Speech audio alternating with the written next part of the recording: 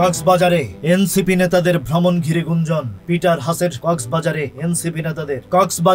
NCP নেতাদের ভ্রমণ ঘিরে গুঞ্জন। পিটার হাসের সঙ্গে তাদের বৈঠক নিয়ে প্রশ্ন। 5 আগস্ট জুলাই গণঅভ্যুত্থান দিবসের দিন জাতীয় নাগরিক পার্টি এনসিপির 4 শীর্ষ নেতা হঠাৎ করে পৌঁছান কক্সবাজারে। তারা হলেন হাসনাত আব্দুল্লাহ, সার্জিস আলম, নাসির উদ্দিন পাটোয়ারি এবং তাসনিম জারা।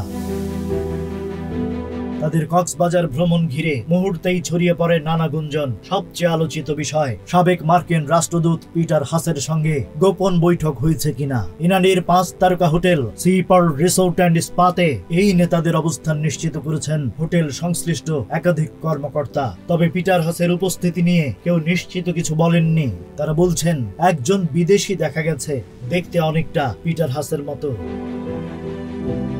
অন্যদিকে নাসির উদ্দিন পাটোয়ারি স্পষ্ট করে বলেছেন এটা সম্পূর্ণ গুজব। তিনি জানান, পদযাত্রার পর ক্লান্ত ছিলাম, একটু বিশ্রাম নিতে কক্সবাজার এসেছি, হোটেলে উঠতেই দেখি গুজব ছড়িয়েছে। এদিকে বিমানবন্দর সূত্র বলছে ওই দিন দুপুরে তারা এসেছেন এবং বিকেলে ঢাকায় ফিরে গেছেন। আরেকটি সূত্রের দাবি তারা হয়তো পিটার হাস নয় অন্য কোনো রাষ্ট্রের প্রতিনিধির সঙ্গে দেখা করেছেন। কিন্তু আজও প্রশ্ন থেকেই যাচ্ছে, সত্যি কি এটা ছিল শুধুই একটি ভ্রমণ, নাকি পর্দার আড়ালে ঘটেছে কিছু গুরুত্বপূর্ণ বৈঠক।